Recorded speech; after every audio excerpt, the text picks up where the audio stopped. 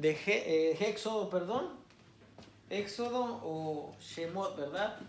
Amén. Y vamos a continuar. La semana pasada comenzamos este capítulo, que es un capítulo muy importante.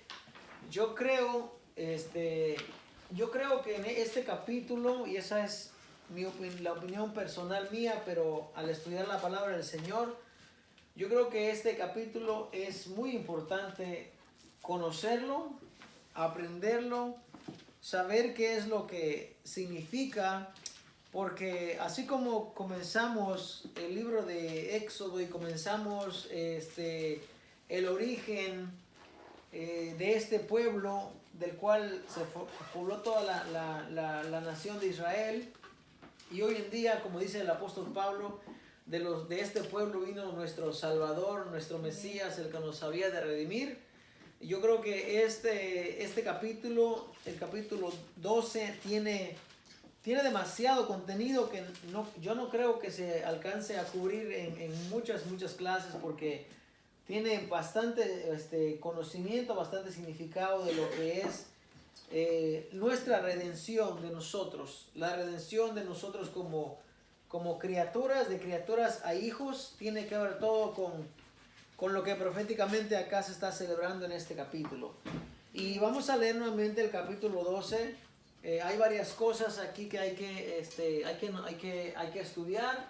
La semana pasada estuvimos estudiando un poco acerca del pacto que hay del umbral, que es el pacto de la puerta, y hablamos un poco acerca de eso, y hoy vamos a hablar nuevamente algo más acerca de eso. También en este capítulo está lo que es el pacto de sangre, y también está lo que es Pesaj o la Pascua, y también están los panes sin levadura. Y si usted se da cuenta, hay muchas de estas cosas que nosotros lo hemos escuchado, pero que muchas veces tal vez no hemos entendido lo que la palabra del Señor dice. Y es importante estudiar, porque la palabra del Señor dice que lo que está escrito para nuestro conocimiento, para nuestra edificación. Entonces vamos a leer este Éxodo 12.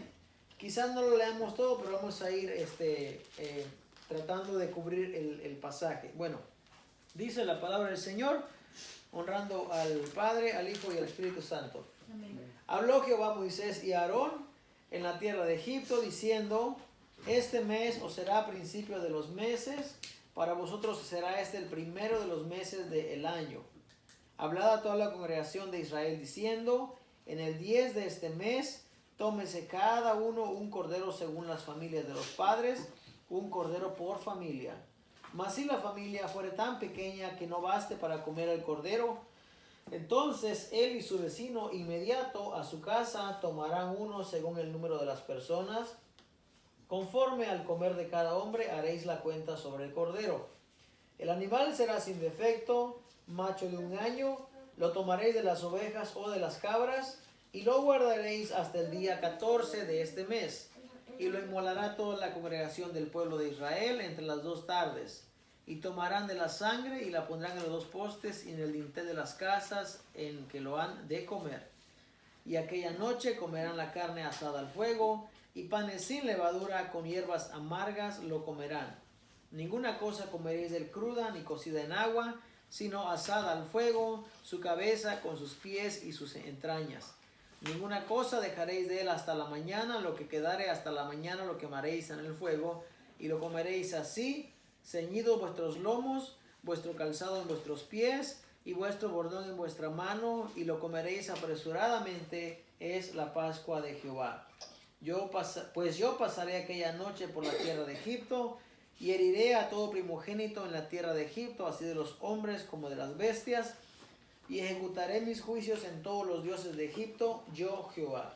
Y la sangre os será por señal en las casas donde vosotros estéis, y veré la sangre y pasaré de vosotros, y no habrá en vosotros plaga de mortandad cuando hiera la tierra de Egipto. Vamos a ir al verso 23 del mismo capítulo. Dice así: porque Jehová pasará hiriendo a los egipcios, y cuando vea la sangre en el dintel y en los 2 postes, pasará Jehová aquella puerta y no dejará entrar al heridor en vuestras casas para herir. El verso 29 del mismo capítulo dice: y aconteció que a la medianoche Jehová hirió a todo primogénito en la tierra de Egipto, desde el primogénito de Faraón que se sentaba sobre su trono, hasta el primogénito del cautivo que estaba en la cárcel, y todo primogénito de los animales. Bien, ya leímos entonces lo que es la institución, lo que es el mandamiento acerca de lo que es la Pascua. Hoy en día sabemos que en los templos, ¿verdad?, se practica lo que se llama la Santa Cena o la Cena del Señor. Y no se hace de la manera correcta. Porque si estamos de acuerdo, lo que nuestro Mesías, nuestro Señor Jesucristo, llevó a cabo con sus discípulos en aquel aposento, fue la cena de Pascua o la cena de Pesaj. Y la cena de Pascua tiene una institución y tiene lo que se conoce como un ceder, como una enseñanza que se tiene que llevar a cabo mientras la cena se toma. Amén. Nosotros acá no practicamos la Santa Cena por una razón. No estamos preparados y no entendemos lo que eso significa. Entonces el apóstol Pablo dice que cada uno tiene que probarse, y dice, antes de tomar el pan y comer, antes, dice, de tomar la copa y de comer el pan. Porque dice, si uno no discierne lo que es el cuerpo y la sangre, dice el apóstol Pablo, juicio comemos y bebemos. Entonces, cual quiere decir que debemos de entender realmente lo que es. Hoy en día, si usted se da cuenta, han reducido la cena de Pesaj, la cena de Pascua, lo han reducido a una copita con un poco de jugo y un pedazo de pan. Bueno, no sé si es pan, es un pedazo de harina. Y ya, esa es la cena. ¿Por qué usted cree que se practica ese tipo esa mal llamada Santa Cena de esa manera? Porque no hay enseñanza realmente de lo que la palabra de Dios dice. El mandamiento es claro, dice, tienes que tomar un cordero menos de un año y lo tienes que tomar el día 10 de este mes. El mes de ellos, cuando comienza, es el mes de Nisan, que en nuestro calendario sería como el mes de abril. Entonces dice que tiene que tomar al cordero y toda la congregación, dice, o todo el pueblo lo tiene que inmolar, lo tienen que sacrificar entre las 2 tardes, dice. Ahora, sabemos que ese cordero del cual está hablando la palabra del Señor, cuando Juan ve a Jesucristo que viene, dice, he aquí el Cordero de Dios que quita el pecado del mundo. Sabemos que esto es una profecía, es algo que viene referente hacia el Mesías, a lo que nuestro Señor Jesucristo va a venir a cumplir. Y cuando Juan ve en el Apocalipsis, él mira a un cordero, dice que está de pie, un cordero como inmolado. Y aquel dice que el cordero, cuando él ve a Dios, al Padre, cuando él lo ve con el rollo en la mano, dice Juan, lloraba yo mucho, dice, porque no se halló nadie digno de abrirlo, ni siquiera poder mirar aquel rollo. Y el ángel viene y le dice, mira, no llores. He aquí el león de la tribu de Judá, aquel cordero que fue inmolado. O sea, aquel cordero que se está enseñando acá, es aquel cordero que va a venir años más tarde y va a venir a cumplir ese sacrificio. Ahora, sabemos que si la Pascua ya se llevó a cabo, ¿por qué entonces por qué el Señor Jesús dijo, haced esto en memoria de mí? Si ya el cordero fue sacrificado, si Él es el cordero, entonces ¿por qué se tiene que hacer? Porque el Señor dijo, háganlo en memoria de mí. O sea, ya no se hace porque va a venir nuestro Mesías. No, nuestro Mesías ya vino. Pero se hace, dice, hacerlo en memoria de mí. Cada vez que comieres este pan, dice, y bebieres esta copa, dice, la muerte del Señor anunciáis hasta que Él venga. ¿Ok? O sea, el mandamiento está que se tiene que hacer. Pero ahora la pregunta es, ¿cómo se hace?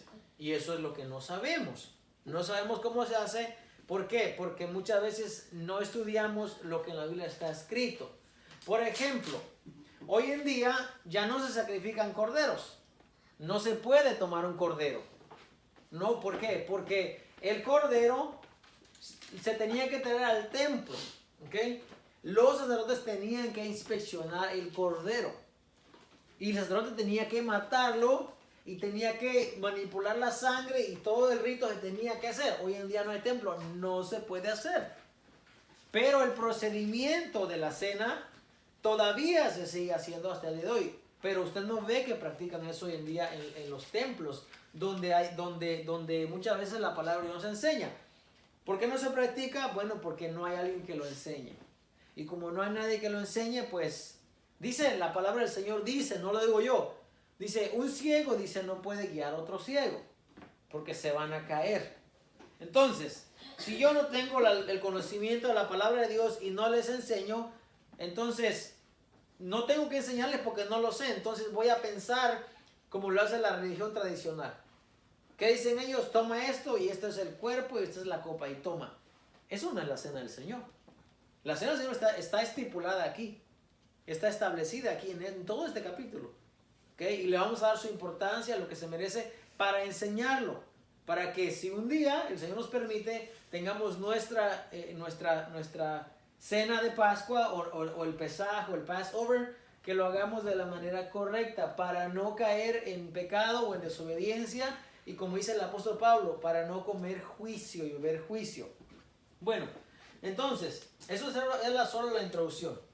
Vamos a hablar entonces de la sangre. ¿Qué simbolismo o qué uso se le da hoy en día a la sangre? Porque, por ejemplo, yo he escuchado mucha gente dice, y hace unos días yo puse un video de alguien que estaba diciendo que ella usaba la sangre de Cristo y dice, yo cubro mi casa, cubro mis hijos, es más, qué absurdo que hasta dice yo cubro mi carro con la sangre de Cristo. O sea, la sangre de Cristo, la gente que no entiende, la gente ignorante no es una mala palabra también, ignorante solo es alguien que no sabe. La gente que no sabe piensa que puede tomar la sangre de Cristo y puede como cubrir, como, no sé qué es lo que piensa realmente. La sangre de Cristo solo sirvió o solo sirve para limpiar nuestros pecados. Dice la palabra del Señor que Jesucristo, habiendo hecho el sacrificio una vez y por todas, una vez, hizo sacrificio, se sentó a la diestra del Padre y ya su sangre fue derramada. La sangre del cordero tenía que derramar. La sangre en este caso se fue derramada y fue puesta como señal en los postes de la casa, para que cuando el heridor llegara, dice que no entrara en aquella casa. Jehová dice que iba a pasar por medio de aquella nación aquella noche, pero cuando viera la sangre, dice el verso 23, pasará Jehová aquella puerta. Mire, está hablando de Jehová y está hablando del heridor. Aquí muchas veces cuando no se estudia no se ve, pero aquí hay dos. Dice, iba a pasar el heridor por aquella tierra y en cualquier casa que no hubiera una señal, que no hubiera sangre en los postes, dice que ahí iba a morir alguien esa noche. Ya sea que hubiese sido el primogénito, ya sea que hubiese sido el primogénito de un ser humano, de un animal, incluso los que estaban en las cárceles, dice. Ahora, cuando la semana pasada hablábamos, ¿por qué el salmista David dice, preparas una mesa delante de mí en presencia de mis angustiadores? Explicamos lo que eso significa. Explicamos por qué cuando los ángeles llegan a Sodoma, Lot está dispuesto a dar a sus hijas para que las ultrajen, para que las maltraten, para que hagan ellas lo que quieran antes de que le hagan daño a las personas que están con él. Porque cuando una persona cruza el umbral de la puerta, cruza la puerta, esa persona ya va a recibir la protección y va a recibir todo lo que esa familia tiene. Principalmente si aquella persona viene huyendo de una situación, cuando llega a una casa, al momento que cruza la puerta, ya nadie puede entrar a hacerle daño. En aquel momento, cuando se cruza la puerta, como que se firmase un convenio. Quizás hoy día no entendemos eso nosotros, porque nosotros muchas veces imitamos nuestra casa, bueno, nosotros no, pero verdad, así hablando generalmente. Viene un vendedor de lo que sea, pase y siéntese. Viene alguien, quien quiera que sea, pase y siéntese. Porque para nosotros el cruzar la puerta hoy en día no tiene un significado. No es nuestra costumbre. Pero en el Medio Oriente quien cruzaba la puerta estaba a salvo. Estaba a salvo. ¿Por qué usted cree que el sacrificio, la muestra del sacrificio se tiene que poner en los dinteles de la puerta? Porque allí está, cuando se pone la sangre, el heridor viene y dice, Jehová dice que va a entrar adentro, dice, yo pasaré adentro y no voy a dejar entrar, dice, al heridor. Ahí dice, no lo va a dejar entrar. ¿Por qué no lo va a dejar entrar? Porque Jehová está dentro de aquella casa protegiéndolo. ¿Okay? Ahora, tiene que ver mucho esto con lo que la palabra del Señor dice. Por ejemplo, Hebreos 13:12. Hebreos 13:12. Aquí escribí algunos textos bíblicos que lo vamos a ver. ¿Qué dice Hebreos 13:12, por favor?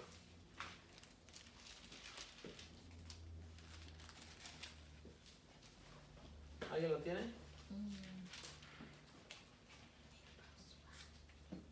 Hebreos 13:12.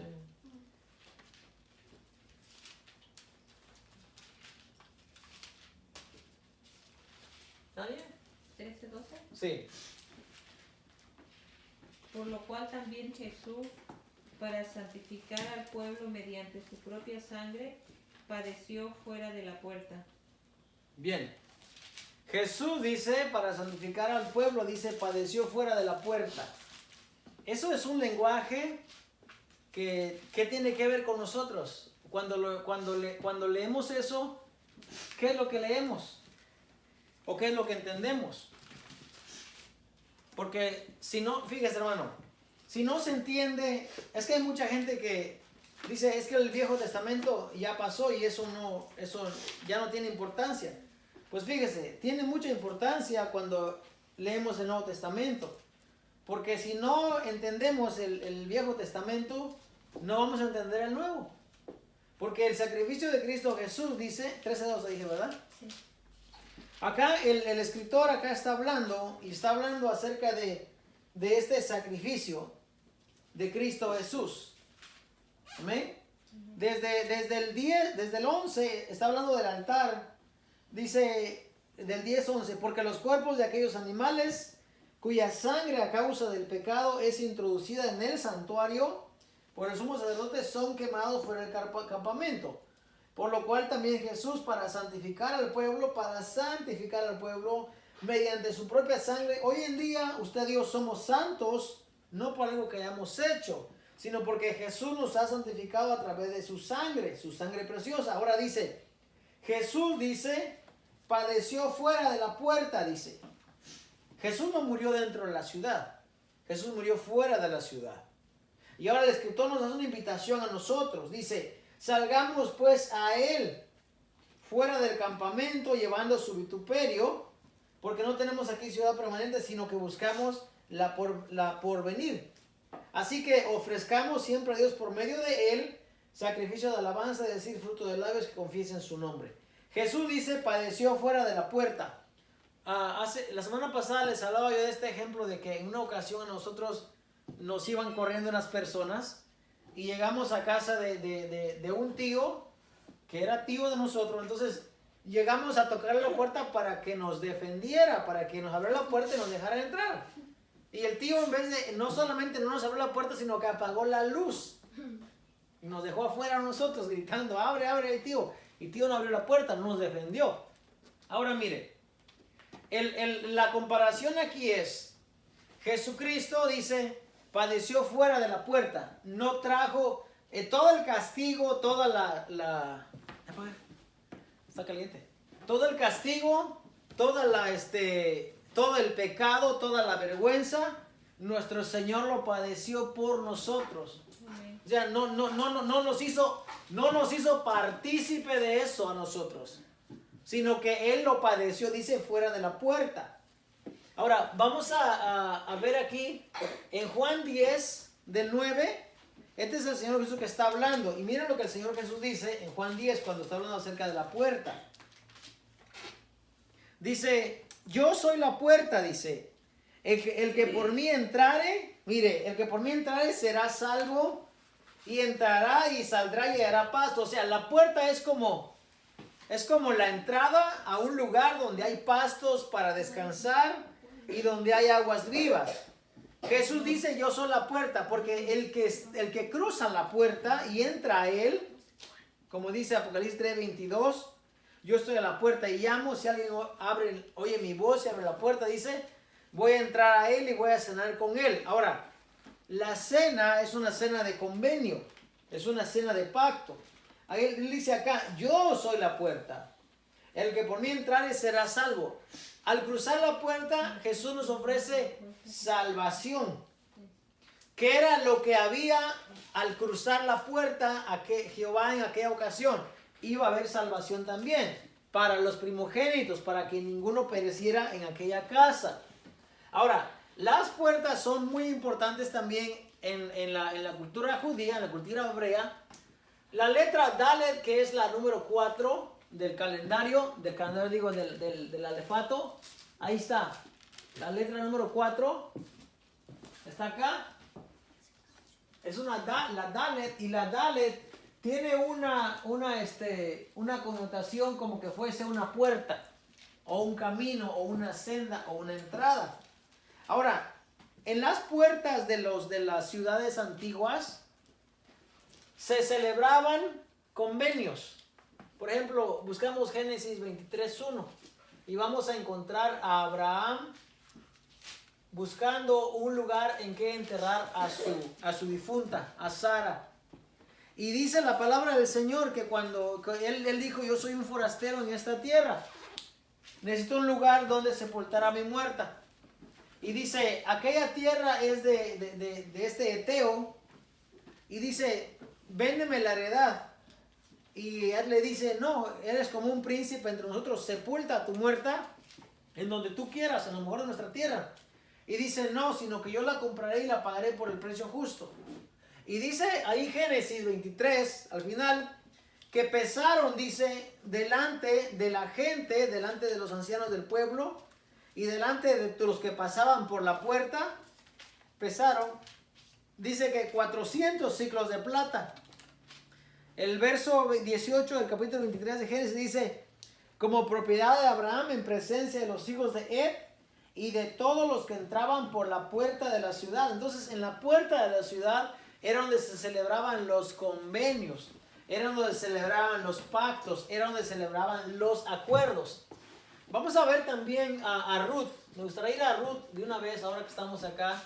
Y vamos a ver a Ruth 4, que es en donde habla acerca de cuando Ruth va a ser redimida. Creo que muchos conocen la historia. Dice la palabra del Señor que Boaz le dijo, aunque yo te puedo redimir, dice, ciertamente tienes pariente más cercano que te pueda redimir antes que yo. Eso le dice Boaz a Ruth en el capítulo 3. ¿Ok? Dice, en el capítulo 4 dice, Boaz subió a la puerta, está hablando de la puerta de la ciudad, y se sentó allí, dice, y aquí pasaba aquel pariente que le había dicho que lo podía redimir antes que él, aquel pariente de quien Boaz había hablado, y le dijo, fulano, ven acá y siéntate. Y él vino y se sentó. Entonces dice, él tomó a 10 varones de los ancianos de la ciudad y dijo, sentaos aquí, y ellos se sentaron. Luego dijo el pariente, Noemí, que ha vuelto del campo de Moab, vende una parte de las tierras que tuvo nuestro hermano Elimelech. Al parecer esta persona era hermano o primo hermano o pariente más cercano que vos. Y dice, y yo decidí hacértelo saber y decirte que la compres en presencia de los que aquí están sentados.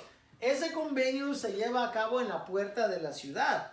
Entonces, la puerta es un lugar muy importante en la cultura antigua.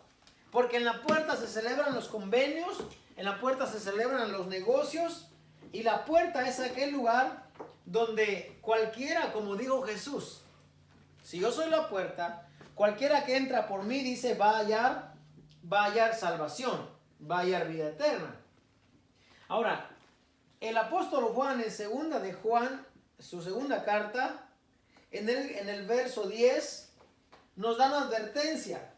Y dice que cualquiera que viene a nuestra casa, fíjese, y no trae, dice, la doctrina o la sana doctrina, dice que no le recibamos en la casa.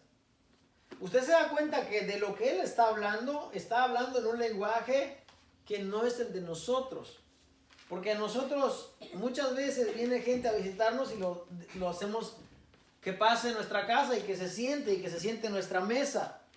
El apóstol Juan dice en su segunda carta, en el verso 10, dice el apóstol Juan, cualquiera que se extravía, dice, y no persevera en la doctrina de Cristo, no tiene a Dios. El que persevera en la doctrina de Cristo, este sí tiene al Padre y al Hijo. Si alguno viene a vosotros y no trae esta doctrina, dice, no lo recibáis en casa, ni le digáis bienvenido. Y aquí está el problema de dejar pasar a alguien por nuestra puerta, por nuestra casa, porque dice, porque el que le dice bienvenido participa en sus malas obras. Fíjese que los creyentes del primer siglo, el apóstol Juan principalmente, está hablando de un umbral, de una puerta, de un convenio. No es como, vuelvo a mente, no es como hoy en día que alguien ve nuestra casa y se sienta, no. En aquel tiempo tenía todo un significado detrás. Alguien llegaba y cruzaba la puerta, dice el apóstol Juan, si aquella persona no permanece en la doctrina de Cristo y usted lo deja pasar, dice, usted ya se hace cómplice de él, ya participa de sus malas obras, dice. Con decirle bienvenido usted es partícipe. ¿Por qué? Porque el que entraba en la puerta de un hogar participaba de todo. Así como Cristo a nosotros nos ha hecho partícipe de la salvación a través de Él mismo, que Él es la puerta. Voy a contarle dos historias que están ahí también en la palabra del Señor. Y vamos a ir a Números 35, 6. Estas son las ciudades de refugio que Dios dejó para el pueblo, o entre el pueblo de Israel. ¿Ok? Números 35. Y también está en Primera Reyes 2. Primera Reyes 2. Y también está hay una historia en Jueces 19. Bien, en la cultura antigua, quien entraba por las puertas de la ciudad estaba protegido por aquella ciudad, y por lo tanto la ciudad o la familia es responsable de lo que le pase a esa persona. Porque aquella persona, al entrar en la puerta de la ciudad o de la casa, entraba en un convenio, entraba en un acuerdo. Y aquella persona debería de proteger con su vida, si fuese necesario, la vida de aquella persona que se encontraba dentro de sus muros, dentro de su puerta, y viceversa. ¿Okay? Las ciudades de refugio se establecieron porque Dios dijo, si alguien está en el campo y accidentalmente, dice, le quitan la vida a otra persona, y da un ejemplo. Dice, por ejemplo, cuando dos personas van a cortar leña, dice, y el hacha de aquella persona se sale del mango del leñador, dice, y accidentalmente golpea a la persona y se muere, dice, tendrás que tener ciudades de refugio a donde esta persona tenga que huir. Y eso está en Números 35. Dice el verso 6, y de las ciudades que daréis a los levitas, 6 ciudades serán de refugio. las cuales daréis para que el homicida se refugie allá. Y además de estas daréis 42 ciudades. En el verso 9 del mismo capítulo dice, y habló Jehová a Moisés diciendo, habla a los hijos de Israel y diles, cuando hayáis pasado al otro lado del Jordán, a la tierra de Canaán, os señalaréis ciudades de refugio, tendréis donde huya el homicida que hiriere a alguno de muerte sin intención, y os serán aquellas ciudades para refugiarse del vengador. El vengador es el pariente más cercano que al mirar que su familiar fue muerto, bien sea su hijo, su hermano, su papá, quiera vengar la muerte. Dice, y no morirá el homicida hasta que entre en juicio delante de la congregación. De las ciudades pues que daréis tendréis 6 ciudades de refugio. 3 ciudades daréis a este lado del Jordán y 3 ciudades daréis en la tierra de Canaán, las cuales serán ciudades de refugio. Estas 6 ciudades serán de refugio para los hijos de Israel y para el extranjero y el que muere entre ellos, para que huya allá cualquiera que hiriere de muerte a otro sin intención. Si con instrumento de hierro lo hiriere y muriere, homicida es, el homicida morirá. Y si con piedra en la mano que puede dar muerte lo hiriere y muriere, homicida es, el homicida morirá. Si con instrumento de palo en la mano que pueda dar muerte lo hiriere y muriere, homicida es, el homicida morirá. Ahora dice, el verso 25, y la congregación librará al homicida de mano del vengador de la sangre, y la congregación lo hará volver a su ciudad de refugio en la cual se había refugiado, y morará en ella hasta que muera el sumo sacerdote, el cual fue ungido con el aceite santo. Mas si el homicida saliere fuera de los límites de su ciudad de refugio, en la cual se refugió, y el vengador de la sangre se hallare fuera del límite de la ciudad de refugio, y el vengador de la sangre matara al homicida, no se le culpará por ello. Mire, si alguien llegaba a la ciudad de refugio, y aquella persona los tenían que juzgar, los ancianos, la congregación tenía que juzgar el crimen o el accidente. Si no se hallaba culpable aquella persona, dice que aquella persona se podía quedar a vivir allí, dentro de aquella ciudad, dentro de aquellas puertas. Había un convenio que Dios había hecho, que Dios había mandado, que tenía que ser así. Ahora dice, si aquella persona que está protegida por este convenio, dice, sale fuera de la ciudad y allá afuera lo encuentra el vengador, el que se quería vengar, y lo mata, dice, el que le da muerte no va a ser culpable de homicidio. ¿Por qué? Porque mientras la persona estaba dentro de la ciudad, estaba protegido. Una vez que la persona saliera de la ciudad, ya no tenía protección.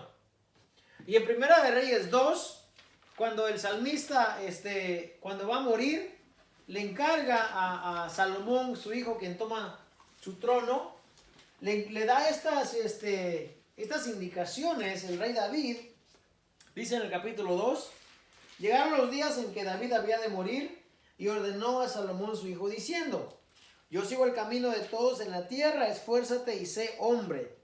Guarda los preceptos de Jehová tu Dios, andando sus caminos y observando sus estatutos y mandamientos, sus decretos y sus testimonios de la manera que está escrito en la ley de Moisés, para que prosperes en todo lo que hagas y en todo aquello que emprendas. Bien, 5 dice, ya sabes tú lo que ha hecho Joab, hijo de Sarvia, lo que hizo a 2 generales del ejército de Israel, a Abner, hijo de Ner, y a Amasa, hijo de Jeter, a los cuales él mató derramando en tiempo de paz la sangre de guerra y poniendo sangre de guerra en el talabarte que tenía sobre sus hombros. Está hablando del acontecimiento que sucedió en 2 de Samuel 20:10, cuando Joab mató a estos 2 generales. Ahora, el verso 8 dice, y es de quien quiero hablar, también tienes contigo, dice, a Simei, hijo de Gera, hijo de Benjamín, de Bahurim, el cual me maldijo con una maldición fuerte el día que yo iba a Mahanaim. Está hablando del acontecimiento cuando el rey David tuvo que huir porque su hijo Absalón venía y quería usurpar el trono. Y el rey David no quiso hacer guerra contra su hijo, sino que prefirió huir y dejó a 10 concubinas en el palacio real. Pues este Simei se encontró al rey y lo empezó a maldecir y empezó a tirar piedras delante de él. Entonces, una de las personas que iba con David le dice, ¿quieres que agarre mi espada y traspase a este? Y David le dijo, no, le dijo David. Si el hijo mío que salió de mis entrañas busca para matarme, para quitarme la vida, dice, ¿cuánto más él? Dice, déjalo. Y sucedió, pasó el tiempo, y cuando David iba a morir, le dice a Salomón, mira lo que hizo él, dijo. Yo no le hice nada, dijo. Mas tú dice, eres hombre sabio, dice. No lo absolverás, pues hombre sabio eres y sabes cómo debes hacer con él. Y hará descender sus canas con sangre al Seol. Les voy a decir qué tiene que ver esto con lo de la puerta, con lo de la ciudad, con lo de la sangre. Bien, en el capítulo 2 ya Salomón está reinando. Y empieza a pasarle, ahora sí, la factura, como decimos a estas personas que su padre le encargó. Y en el verso 36 habla de Simei, de este personaje. Dice, después envió el rey e hizo venir a Simei y le dijo, edifícate una casa en Jerusalén y mora allí, mire, y no salgas de allí a una parte ni a otra. Bien, Jerusalén es la ciudad, la gran ciudad. Le dice, edifícate la casa ahí y no salgas. Mientras él está en la ciudad, en su casa, está protegido por el decreto del rey. Está dentro de sus puertas. Ahora, le advierte claramente, porque sabe de cierto que el día que salieres y pasares el torrente de Cedrón, sin duda morirás y tu sangre será sobre tu cabeza. Y Simei dijo al rey, la palabra es buena, como el rey mi señor ha dicho, así lo hará tu siervo. Y habitó Simei en Jerusalén muchos días. Pero pasados 3 años aconteció que 2 siervos de Simei huyeron a Aquis, hijo de Macá, rey de Gat, y dieron aviso a Simei diciendo, he aquí que tus siervos están en Gat. Se le olvidó lo que le habían dicho. Entonces Simei se levantó y ensilló su asno y fue a Aquis en Gat para buscar a sus siervos. Ahora, él tenía derecho de ir por sus siervos, pues eran de él. Pero Salomón le había puesto una condición. Mientras tú estés dentro de la ciudad, mientras estés en tu casa, nada malo te va a pasar, porque estás protegido, porque hay un pacto de convenio, hay un trato que tenemos. Estás detrás de las puertas. Dice, y luego fue dicho a Salomón que Simei había ido de Jerusalén hasta Gat y que había vuelto. Entonces el rey envió e hizo venir a Simei y le dijo, no te hice jurar yo por Jehová y te protesté diciendo, el día que salieres y fueres acá o allá, sabe que de cierto morirás. Y tú me dijiste, la palabra es buena, yo la obedezco. ¿Por qué pues no guardaste el juramento de Jehová y el mandamiento que yo te impuse? Dijo además el rey a Simei, tú sabes todo el mal el cual tu corazón bien sabe que cometiste contra mi padre David. O sea, Salomón lo perdonó. Salomón no tenía que hacer nada en contra de él. Mientras él se quedara dentro de las puertas, dentro de la ciudad, él no podía salir. Con esto comprendemos que lo de la puerta es algo serio. Lo de la puerta no es como nosotros lo leemos y salimos corriendo, no. El pacto de la puerta es algo serio, hay un convenio detrás. Ahora vamos a ir a Jueces 19. Y Jueces 19, vamos a ver una historia también. A mí me gustan las historias, porque uno aprende y uno puede enseñar. Dice Jueces 19. Vamos a hablar de Levita y su concubina. Aconteció en aquellos días cuando no había rey en Israel, hubo un levita que moraba como forastero en la parte más remota del monte de Efraín, el cual había tomado para sí mujer concubina de Belén de Judá. Y su concubina le fue infiel y se fue de él, a casa de su padre, a Belén de Judá, y estuvo allá durante 4 meses. Y se levantó su marido y la siguió para hablarle amorosamente y hacerla volver. Y llevaba consigo un criado y un par de asnos, y ella le hizo entrar en casa de su padre. Bueno, lo que vemos acá es que cuando el levita se levanta y va tras su mujer, entra en la ciudad y está en casa de su padre. Y viéndole el padre de la joven, salió a recibirle gozosos. Y le detuvo su suegro, el padre de la joven, y quedó en su casa 3 días, comiendo y bebiendo y alojándose allí. Al cuarto día, cuando se levantaron de mañana, se levantó también el levita para irse, y el padre de la joven dijo a su yerno: conforta tu corazón con un bocado de pan, y después os iréis. Y se sentaron ellos dos juntos, y comieron y bebieron. Y el padre de la joven dijo al varón: yo te ruego que quieras pasar aquí la noche, y se alegrará tu corazón. Y se levantó el varón para irse, pero insistió el suegro y volvió a pasar ahí la noche. Al quinto día, levantándose de mañana para irse, le dijo el padre de la joven: conforta ahora tu corazón y aguarda hasta que decline el día. Y comieron ambos juntos. Y luego se levantó el varón para irse, y él y su concubina y su criado. Entonces su suegro, el padre de la joven, le dijo: he aquí el día declina para anochecer, te ruego que pases aquí la noche. He aquí que el día se acaba. Al parecer el suegro no quería dejar ir al yerno, ¿verdad? Duerme aquí para que acelere tu corazón, y mañana os levantaréis temprano a vuestro camino y te irás a tu casa.